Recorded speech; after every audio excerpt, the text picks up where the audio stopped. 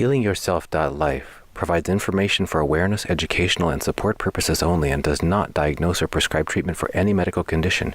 Viewers are encouraged to do their own due diligence and consult with their own medical caregivers before making personal treatment decisions.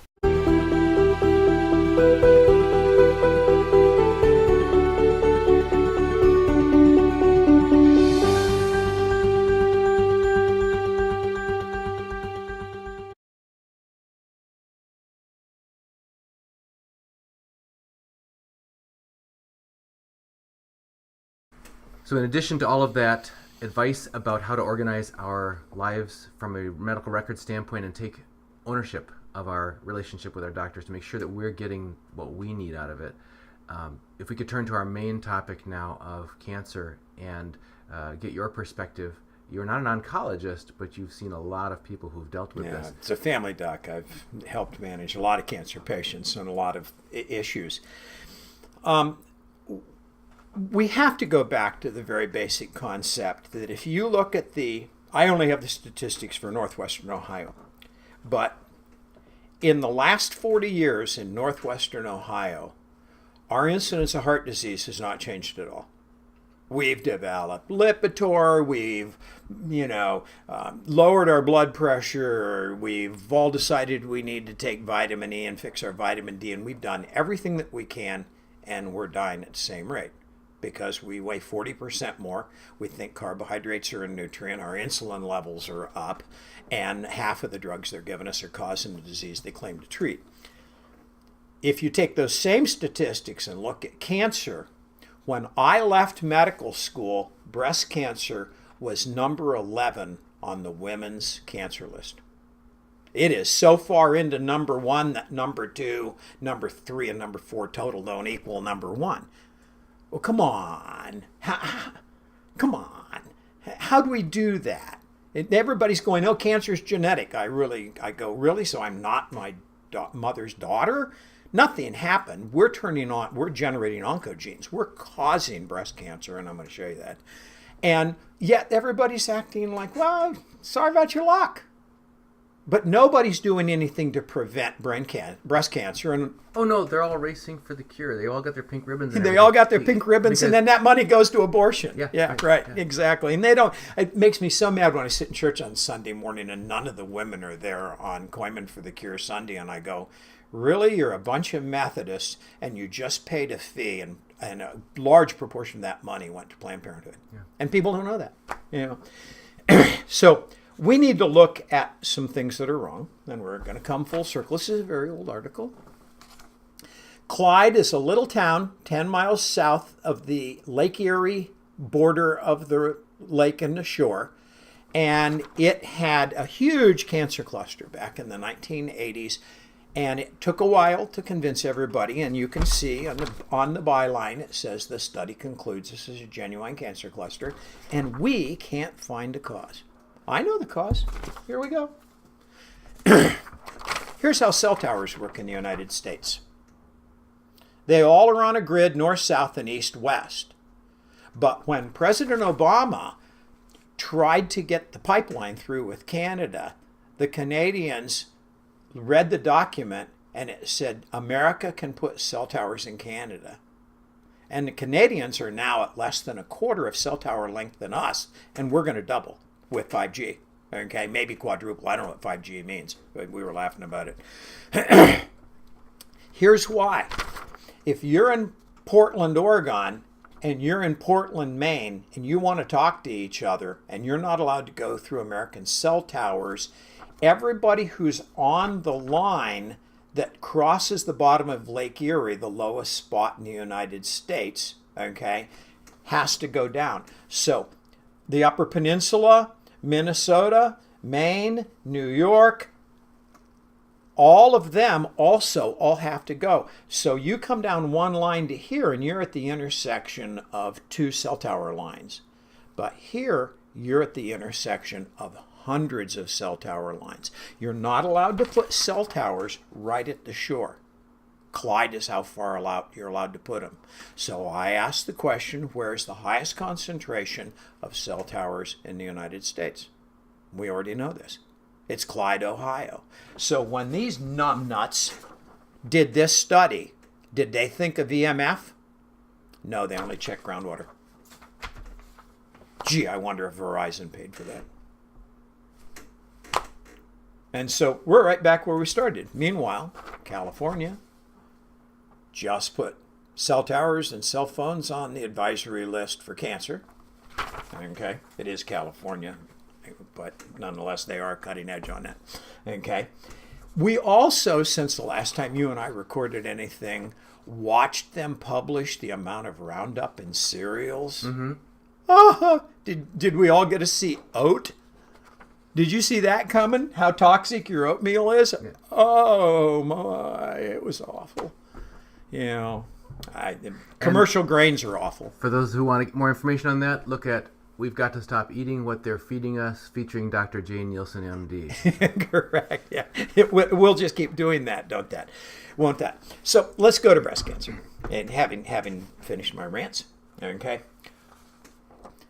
If we're going to do anything about cancer, we're personally going to have to look at all of the variables that cause cancer. So we're going to need to turn off our router and get on DSL at home. And if we live under a cell tower, sell our house and move away, okay? And we're going to have to change the quality of the food that we eat and get the Roundup out of our food and get the genetically modified things out of our food.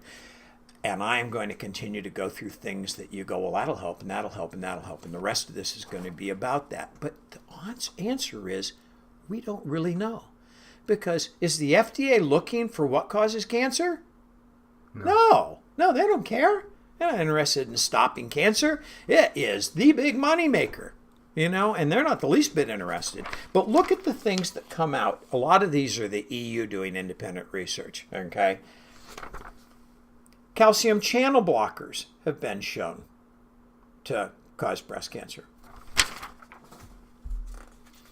Your biphosphonates, Fosamax, and all those IVs, and that take which path and get your, you know, whatever it is injected into you, cause cancer, along with a whole bunch of other things.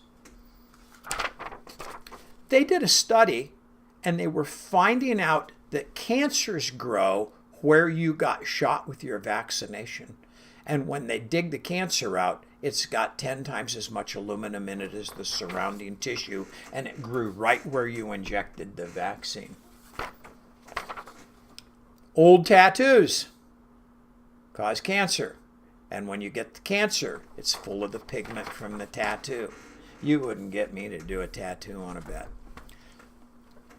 The first time that I saw any hope that the world press might wake up and start being fair was I was sitting in my dentist's office 2 years ago, and I picked up, I should be able to say when this was, it was about 2 years ago, and it was Time magazine, and the front cover was an article that said, "What if I do nothing?"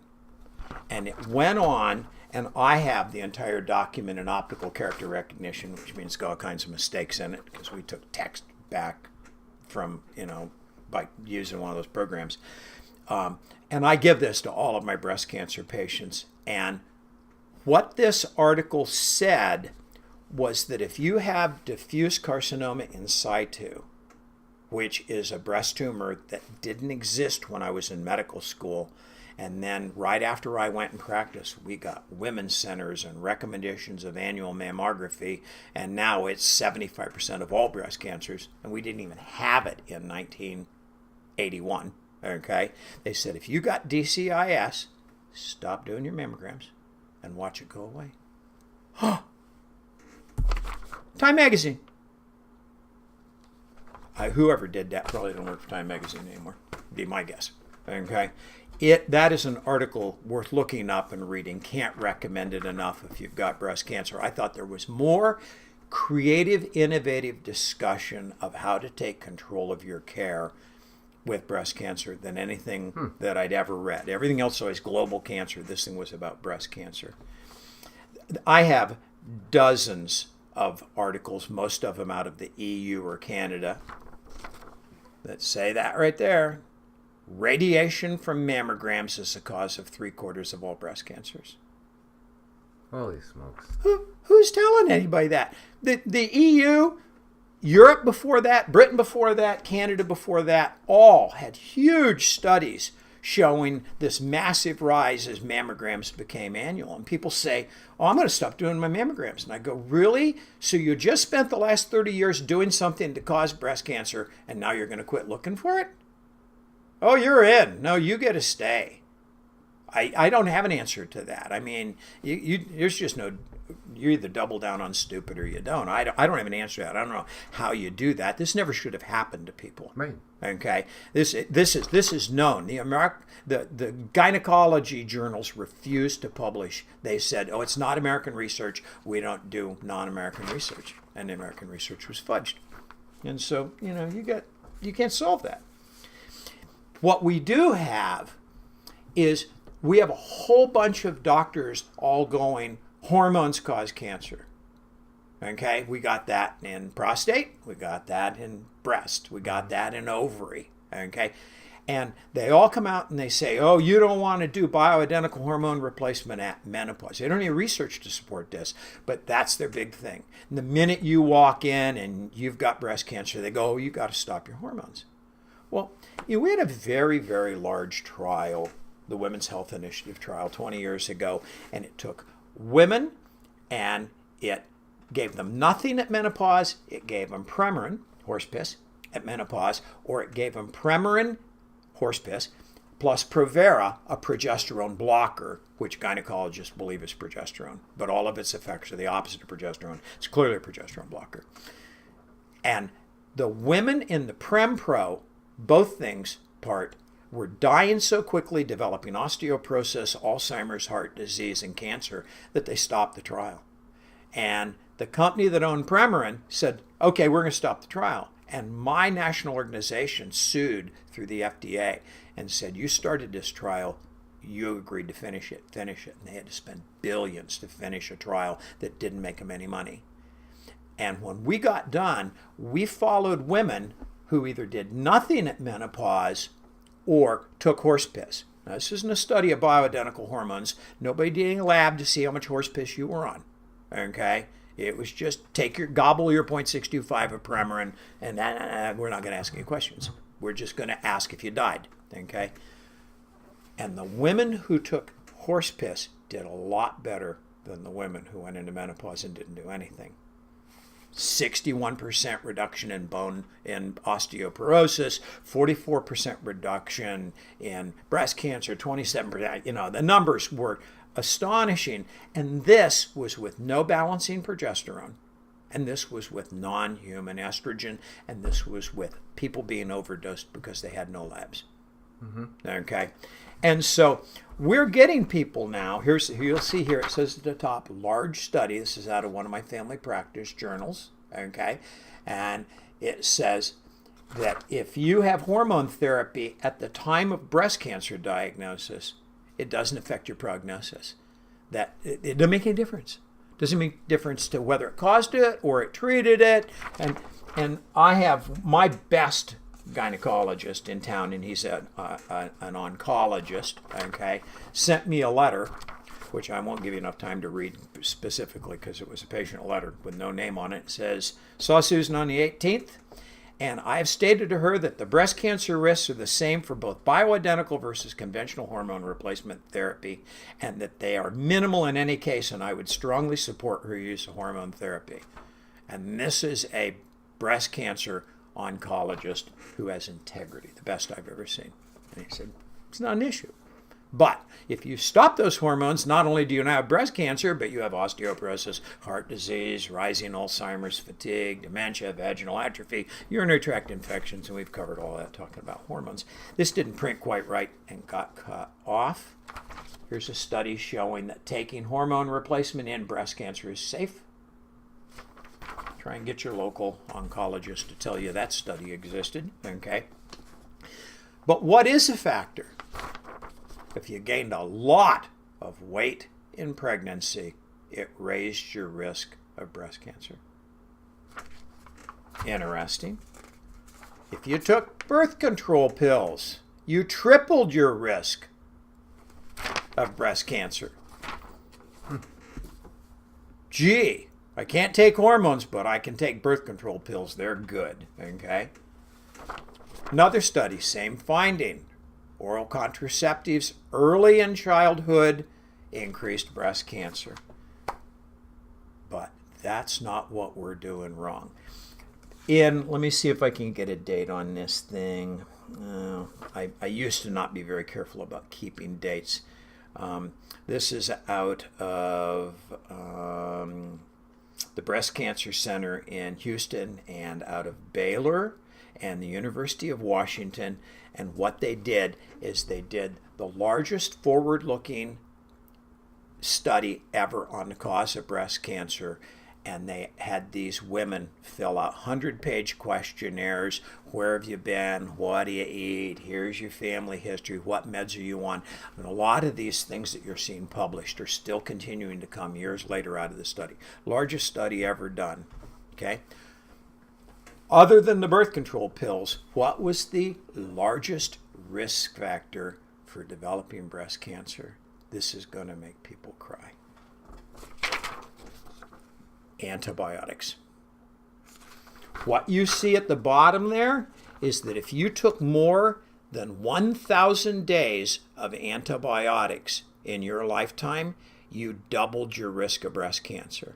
Wow. And you go, 1,000 days. How many kids took doxycycline for acne from the time they were 14 until they were 22? In my generation, 20%. You know, how many people have been into their family doc and been put on 30 days of antibiotics twice for sinusitis 5 times? Okay? But look, just 50 days is 1.5. Wow. 50 days. Gee, I wonder if the gut has anything to do with cancer. I wonder if good bacteria in your bowel has anything to do with cancer. I wonder if multiple chemical sensitivity and gut leak and SIBO have anything to do with cancer. You know, these molecules of an antibiotic aren't going in and genomically changing stuff. This is happening in the bowel. That antibiotic is the trigger. It's not the cause. There's another one, calcium channel blockers and blood pressure. And then we get into cadmium. California just mandated that we put 20 solar panels on the roof of every new home. And of course, I have 200 solar panels in Haiti, not all of them installed yet. And I have the hardest time getting Haitians to, they all want my broken solar panels, like they're magic, even though they don't work. I go, no, they don't work. You don't want this. This is the most dangerous object in the world, okay? And I think, no, I want to take it home. And of course, it all broke up into little granules like safety glass, you know, and they have no idea that the primary active ingredient in those solar panels is cadmium, okay? You know, you go out to your local solar panel factory and everybody's in the areas is all working with, you know, full body suits and air, you know, air supplies. And you need to manage a broken solar panel, and this is what I do. I built a great big 5x5 foot pit, 6 feet in the ground, and I lined it with a cup of 6 inches of cement with rebar in it. And then I take all those broken solar panels, and then I pour 4 inches of cement and make another cup.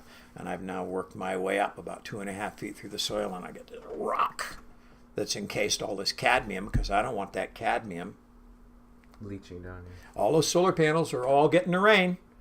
The minute they crack, all that cadmium's running off my solar panels, heading down through my groundwater, going down to my well. And we're going to do that all over California. And what do these people do when their solar panel breaks? They go sweep it up with no air protection and go dump it in their dumpster and take it to their local landfill that looks like a sieve. All right? Pesticides.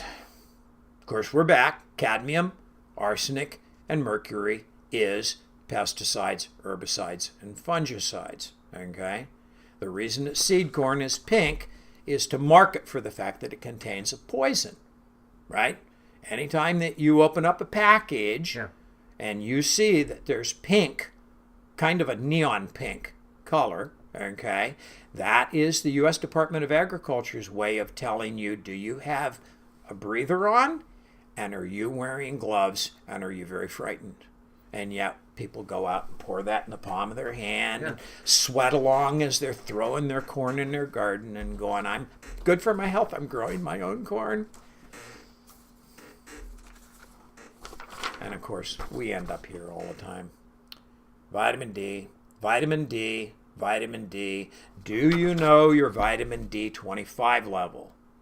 Everybody says, I'm taking vitamin D. I go, what's your level? They go, I don't know, I'm taking it. I do a vitamin D level, they're not absorbing it. I don't use any orals at all. I use all sublingual drops.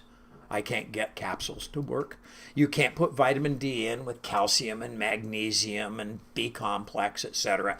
It has to be by itself. It has to be in a brown bottle. It has to not be out of date.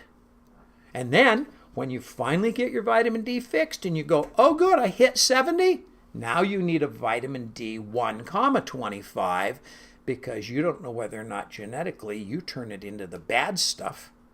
And if you make vitamin D125 above 130, it's blocking your vitamin D25 from working. And then everybody says, oh, I'll just get sun. And I go, well, that's the Katie Couric model. Go out and get your sun today. She closed every show with it. We all sent her letters. She didn't care, okay? You can get as much sun as you want, but if you don't have any vitamin D, there's no vitamin D for sun to turn into vitamin D25. Period. Now, admittedly, if you take vitamin D and you never go out in the sun, that doesn't work either. That's the reason why the Russians and the Finns and the Laplanders and everybody all used to stand around in circles around an arc lamp in their underwear and put their arms in the air and slowly turn in a circle. They were converting the vitamin D that the government gave them. But we're not being told any of that. Okay, let's go to participating in the care a little bit. I'm gonna skip that chart. It's too hard to understand. Okay.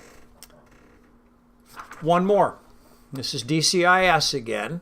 This is the breast cancer caused by mammograms. Okay, and this is a study that says cut it out. Now, Time Magazine says just watch it and it goes away. True. I've got 4 of them I'm watching right now that the gynecologists are all and oncologists are all mad at me because the patient's cancer went away. And so once I saw that in Time Magazine, I started having my patients read that, and I've had some of them go, I'm going to just watch. But they have shown that cutting it out and not giving more radiation is better than giving radiation to a tumor that was caused by radiation. No kidding. Gee, who saw that coming? Right? When you say watch it, people might think watch it with more mammograms. More mammograms, no, not. Sometimes you have to. That's all left up to the oncologist, but even they act like they know this. They just won't say it. They switch over to doing MRIs, which are magnetic and no radiation. They'll go over to ultrasound. And then every once in a while, one of them will want to do a CT, which is a lot more radiation. But that's mostly because they're using the CT to guide the needle to the mass. It's not because they think it's better diagnostics. It's tough, and of course you're not going to get them to do thermography. And I've said before, I think thermography is a good screening tool. I wish it was a little more accurate. I've had thermography miss some cancers, but at least it's safe. Okay. I would do thermography if I'm not doing mammography. Okay. Ovarian cancer. We're not going to cover all the cancers. That would take us about 8 hours. I'm going to run past a couple more, and then we're going to go into getting into treatment. This is old. Dairy products linked to ovarian cancer. That was when we were putting growth hormone in milk. Oh, yeah. Surprise, surprise. You give growth hormone and cancers grow. How surprising. IVF, in vitro fertilization, causes ovarian cancer. Surprise, surprise, you take an ovary and say, I'm going to beat the crap out of you and make you work 4 times as hard as you were meant to work, and you get cancer. Surprise, surprise. Okay? Let's go over to PSAs. Okay, let's go to prostatic cancer. Okay? I have said forever, and for 42 years in practice, it has never made any sense to me when urologists say testosterone causes cancer. I go, so normal causes cancer and disease is helpful. That is outside. It doesn't make any sense to me. It doesn't make any sense to me. And so I have challenged that for 42 years, and I've had men who have come up with positive PSAs, or they've come up with positive biopsies, and they have low testosterone, and they felt so bad when they stopped their testosterone that then they develop these PSAs after they stop their testosterone. And I go, look, if you feel that bad, I'm willing to give it to you as long as we chart that you understand it could make your cancer grow.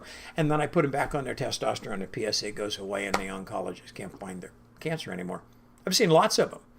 And so there are a lot of people who've written this, and this was a very traditional medical publication from the Journal of Urology in 1989 that showed that low testosterone levels caused the fastest growth in prostatic cancer.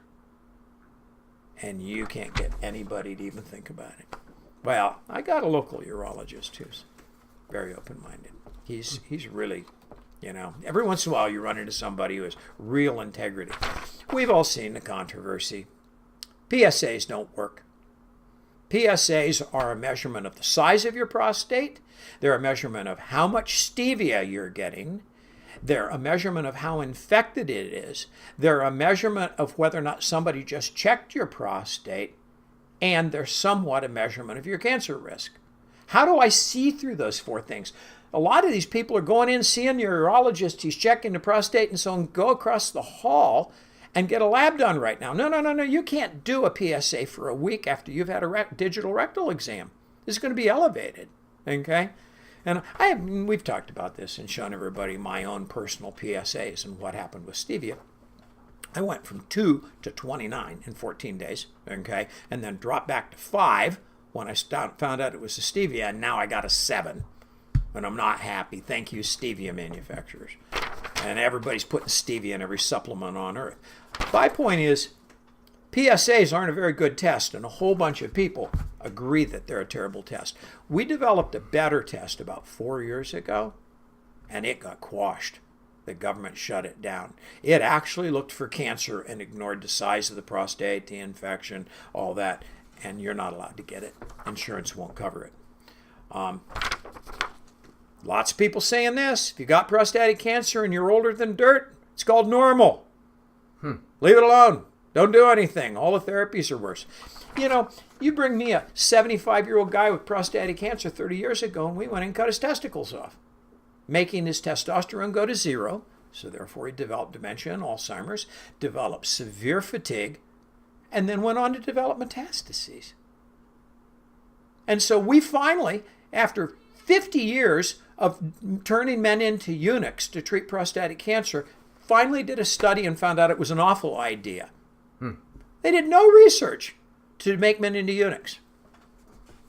Let's go to colon cancer. This is recent research. Aspirin prevents colon cancer. 16% reduction in colon cancer. Okay? We just keep getting these journal articles that come out and say aspirin doesn't work. And they're always paid for by somebody who benefits from cancer going up. It's just spooky. But over and over again, this particular one is like the 10th time that we've done this. And prior studies have shown consistently that aspirin and other nonsteroidal anti-inflammatory drugs reduce colorectal cancer.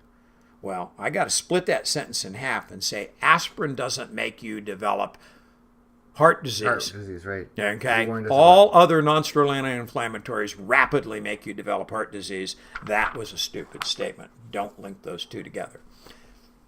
If I'm going to say one thing about colon cancer, it is I have been doing calprotectin levels in my practice for 35 years. So is Europe. Europe doesn't do colonoscopies. Europe does a calprotectin level. If you pass, it's just a stool test, no colonoscopy. Calprotectin turns positive, what we call Cologuard, and you go and you get colonoscoped in Europe and they don't find anything, they believe the calprotectin level and they send you to another colonoscopist and check you twice. Your doctor wants to know that he needs to order Cologuard and write Z12.1 behind it. If you go to the lab with a prescription, to the pharmacy with a prescription, and your prescription doesn't have that code, which is the code for I want to do a Cologuard test, I'm a doctor, okay, however that works, okay, you aren't going to get this test, but it is covered by insurance, costs about $50. And if you do 1,000 people and find 6 positives, 5 of them are going to be positive before colonoscopy was. Mm-hmm. Wow. That's a big deal. Okay, let's go to what you can do to, you've now got cancer and you've had your meeting with your spouse and your family after coming back from your family doctor and you haven't seen your oncologist or your surgeon yet. You are now at a critical point in your life. You have one of 2 choices. Let your family doctor refer to the oncologist of his choice. I use his choice loosely. Mm-hmm. Okay, there's a lot going on in that relationship. A lot of feedback. Okay, a lot of reasons why they may be tennis partners. Okay, it may not be medical. They may be tennis partners. Okay, and once that you get in that oncologist office, you will have an immediate and overwhelming sense of loss of control. You will hear a lot of gibberish. You will get a lot of beat down. You will get a lot of pressure. And you will very quickly feel like you're in a system and that all of this guy's friends are all referring to each other. And they'll have you convinced you're going to be dead by Tuesday if you don't do what I say. And we're in a big hurry and we got to get this done. And no, you don't have time to go to Seattle and see your sister who also had this cancer and has an opinion. And no, we need to do something tomorrow, etc. We've all watched it. We know how it works. Okay? So my first message to people is that this is the very moment when you need to go back to the beginning of this talk and go, you're in control. And never, ever allow a piece of paper to exist that you don't own and go home and read. Okay? That you need to be rereading these because I watch people who they've come in to me 6 months later and say, I'm getting frustrated. I've had my biopsy. I've had my excision. I'm confused. And I open up the records and the biopsy was negative. Oh, my. Oh, yeah. Crazy stuff. And some of it was an honest mistake and some of it I don't think was so honest. Okay. And so not often, but I've had those kind of things happen. And I go, read your records line by line and then go back and question them and ask, what do these things mean? Become a consumer. Will your doctor hate you? Yes. If your doctor hates you for asking questions, you have the wrong doctor. Run from a doctor who hates you, okay, and acts like he hates you, okay? But there are certain things that as you enter that, you need to know. And one of the things that you need to know is that when you go to places like the Cancer Treatment Centers of America, what's happening is they're spending a lot more time on the front end asking questions, and they're delaying therapy. That's one of the things that's making them good. They're not rushing to drip chemo. They're actually trying to find out, are there monoclonal antibodies that work? Okay? Are there causative things in this that we could stop that would make this tumor change? They've got naturopaths and they've got homeopaths and they've got dietitians and they are looking for things that are triggering. They're working on your nutrition. There are cancer centers out there in 2 forms. You've got places like Cancer Treatment Center. You also have there's a guy here in Ann Arbor. There's a guy down in Florida that I send patients to. They taught me everything that's going to follow this. And because I sometimes manage their patients for them after the visit and continue their therapy for those doctors. And these guys are all very interested in this. RGCC? Yes. Research Genetic Cancer Center Limited in Europe. And what this does, and you only get one chance at this, is you have to get your doctor to agree, and you're paying for this. This isn't going to be covered by insurance, okay? And they're going to take 1/2 of your biopsy, and they're going to get a kit from RGCC, which means they can't wait until they're standing in surgery, and they're going to take this tissue, and they're going to send it to RGCC, and RGCC is going to culture it, and then test it for all chemotherapy, all supplements, and all nutrients. Aha. Rather than making you the guinea pig. Did you know you could do that? Like an antibiotic and a bacteria? Yes, you can. And I have had this done on a number of patients, and you can just take the rest of their life and what their doctors want to do, and the things that work, and things that don't work, and it tells you what supplements to do. And I had a patient with breast cancer who we did this on, and then she got frightened, and she kind of went on to ignore me, and everything went kind of crappy, and she developed a metastases into her C5 vertebrae that was starting to get into her spinal cord, and she came back to me. And I said, let's get your thing out. And I put her on high doses of the foremost effective herbal therapies, and that tumor went into complete remission for 16 months, and then she died. And that's what I always tell people about cancer. I go, if you're looking for a cure for cancer, it's cut it out. All this oncology stuff, it's delaying cancer. It's not curing cancer. Radiation is delaying cancer. It's not curing cancer very often, okay? But if you take all of a cancer and you cut it out and put it in a jar, that's your highest likelihood that you're going to live. And then don't do anything bad to yourself. Don't do radiation and chemo and things to screw up your immune system.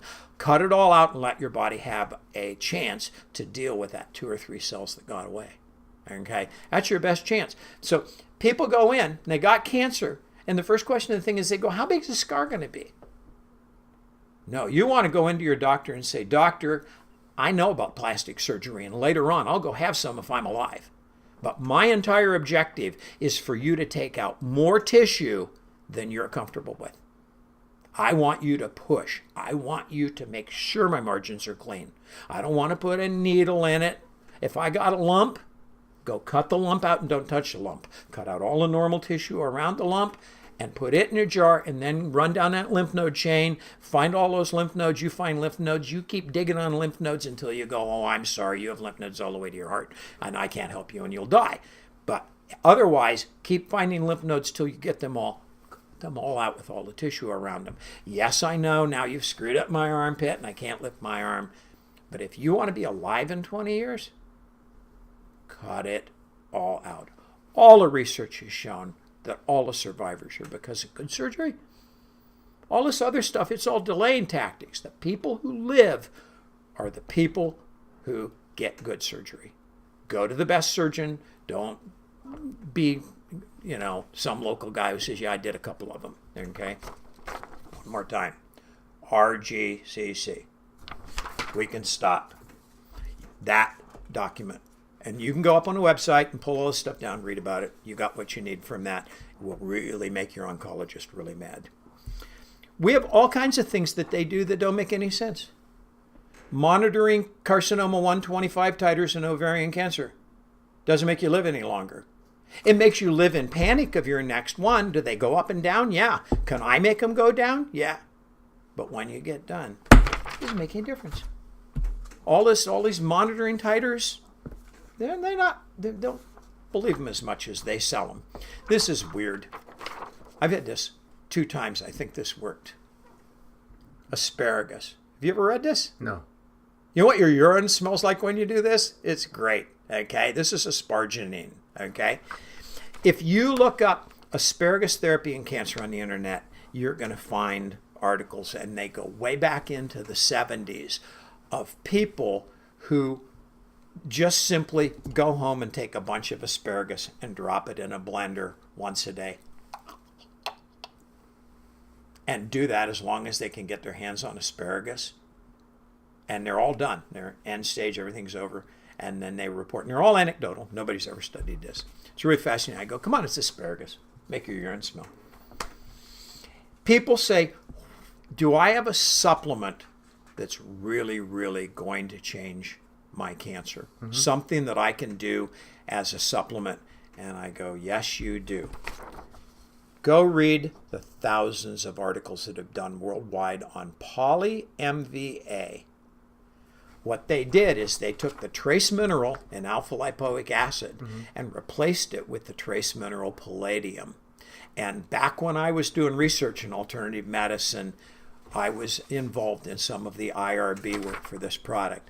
This product was being studied in multiple cancer centers, Sloan Kettering and those kind of places. And they were doing all kinds of cancers. And they got 6 months into the trial. And the American Cancer Society got very scared. They saw a supplement that was really going to make a difference.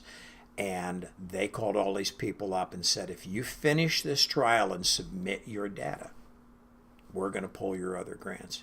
And I watched all those studies just die and never get published. Now, there's been research since then that's come out, but the original big multi-center trial on multiple cancers, to my knowledge, never made the press because it all got suppressed.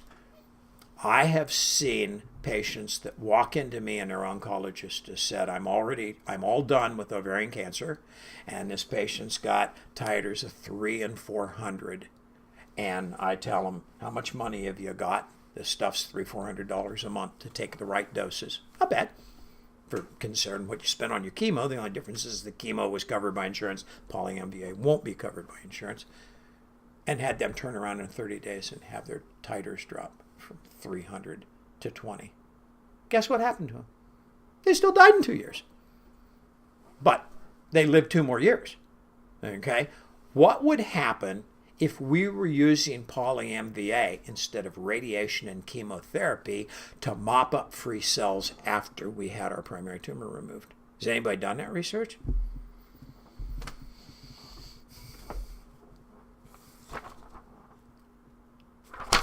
Artemisia, my favorite product, okay?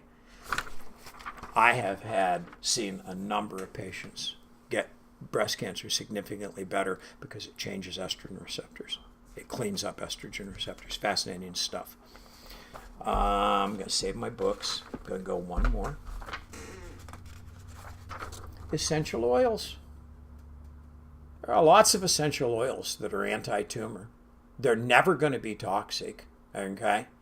The minute that I have cancer, one of the first things I'm going to do, and I did, was go to my best essential oil therapist and go, load me up. And I just smelled like florals and frankincense and just loaded myself up for about 8 weeks after I had my left kidney cancer removed. I had other things I did, but essential oils are never going to hurt. And what they're doing is they're fixing genomic fracture. They're fixing genetic damage and making oncogenes turn off. Okay? Therapy. So you went ahead and you decided you're going to drip chemo. Okay? What safety test does your oncologist do on you the whole time that you're getting chemo? A CBC and a chemistry profile. Nothing else. CBC and a chemistry. They come in all the time to my office. 15 CBCs, 15 chemistry profiles, and what's happening? Maybe liver enzymes go up a little bit. Albumin stops because they're starving to death. Potassium goes down because the bowel is leaking potassium because it's sick. But your white count falls and your platelet count falls, and you become anemic because your bone marrow is being damaged. Mm-hmm. And that's all I want. If they damage your bone marrow too much, they go, that's too much. We want to damage you to kill this cancer. And I always tell people, if you're going to do chemo, I hope you don't come back into me and say, my chemo's going really good. I go, I'm so sorry for you. All the people I've ever seen chemo cure permanently usually ended up in ICU, almost killed by their chemo. Every story that I hear of those people, survival rate goes way up. You don't want a little chemo. You want enough chemo that it drops your bone marrow to crap and you get burned up by this stuff, okay? So what do you think that did to your adrenals, your thyroid, your ovaries, your testosterone? They all tanked. And all these people come into me and they go, I'm so tired. And I go, of course you're tired. I did thyroid and testosterone on you 2 years ago. Let's look at it. And you go, wow, look at that. Your free testosterone fell from 141 to 29. You know, good oncologists, and I've always been lucky because in my community, I've always had one good oncologist in my town. And I can send them over to them and say, do you think testosterone is going to make this tumor grow? And they go, no, I don't believe that. Go ahead, Jay, fix it. and the patient comes in, still got cancer, okay? But at least they now have the energy to do what they do, or at least they're healthy and can spend time with their grandkids and go to soccer games while they have cancer, okay? Chemotherapy screws up your endocrine tree. Chemotherapy screws up brain function. Cerebral cortex hates chemo. Amygdala hates chemo. Nobody's ever the same. Chemotherapy affects executive function, meaning you can't do your job anymore. Complex reasoning, verbal memory. Okay? One of my favorite books ever. Give it to people all the time. Outsmart Cancer. Very balanced. A lot of good ideas. If you'd like a book to read as a cancer fighter, go look. And now this book came out. It's not quite as balanced. Pretty good. Okay? Hope it helps. You mentioned earlier about the system that people find themselves almost like a stock animal walking into the guardrails, and you feel like this is all set up for me, and I'm just you're stepping on the conveyor belt. I forgot a point, didn't I? Right. I always tell people that you want to go get a second opinion way out of town. Okay? And the reason you want to do that is because when your second opinion says that you need to go do this test, he's not sending you to his buddy. You're breaking your relationships. You're leaving your cabal. Okay? And that doctor, when you're seeing him as a second opinion way out of town, he knows that he's not going to be sending you into his cabal. And so the likelihood that he's going to be a true second opinion is higher. Now, he could be another of the same second opinion, but at least he is functioning independently of his cabal. He's not in his group. It breaks one of those conflict of interests. Right. Exactly. One thing you touched on in passing near the beginning of this was that this conveyor belt you step onto, if you're not prepared to take ownership of the conversation and make sure you're getting out what you need from it, from your relationship with your doctor, is great expenses. One of the things that I notice when, because of other conditions that I have to get periodic iron infusions, and when I went to a regular center to get a satellite clinic kind of thing, it was like $1,000 or $2,000. When I went thinking, oh, I'll save a 20-minute drive and get it closer to home, and it was in a hospital setting, it was $21,000 for 2 IVs of iron infusion. And they thought after weeks of negotiation, we got it down to by 20%. That was the most they could possibly bring it down. And my insurance helped knock that down some more. But it was just this system. And you mentioned the conflict of interest and how so many promising alternative therapies are avoided. Studies are discontinued if they show promise outside of this huge money chain. And I don't know if there's any other aspects of that, the American industrial cancer industry ignoring less toxic or less expensive therapies. One of the books, if you want to understand the history of how we got here, is you want to read the book A Curious Man by Hans Nieper, Neiper. He was the head of the National Cancer Institute, and he was German, and so were his 2 partners. And they published a whole lot of research on Laetrile working, and Laetrile works, by the way, okay, and is now legal in the United States, and I give it in IVs all the time. And you used to have to go to Mexico to get it, okay? And he published the seminal works on it in the United States as the head of the National Cancer Institute, and the response to that is in the book. And the CIA showed up, grabbed their passports, and put them on a plane and flew them back to Germany. And when they landed, took their American passports away and said goodbye. And it's all in the book. And you can read his autobiography of how wonderfully open in the 1960s America was. And there are famous people. Red Button's wife was saved with Laetrile and fought, and it hurt his career. If you notice, Red Buttons kind of was a really big deal in the 60s, and then he kind of disappeared from Hollywood because he went against the cabal. Okay? And there are a lot of those stories. And I don't know what you do about that. I know this is it. This is big business. This is, of all the big businesses, along with military contracts, this is it. This is big. If anything else, at least it would give people the awareness that not to assume that all the motivation of the average oncologist is just to restore health and remove disease. You think? But you're really generous. Hopefully that will bolster people's self-confidence, courage to go do something. Take charge of this and to seek out Go do alternatives. something. Don't believe this stuff, right? We have been talking again with our off-grid medical doctor, Jay Nielsen MD. He is not an oncologist, and he is not prescribing any treatment for our viewers. So he's encouraging people to think for themselves, to read on the studies, read their own medical records, and take charge of their own recovery plan. And Dr. Nielsen, as always, thank you for joining us on HealingYourself.life. It was a pleasure. Well said.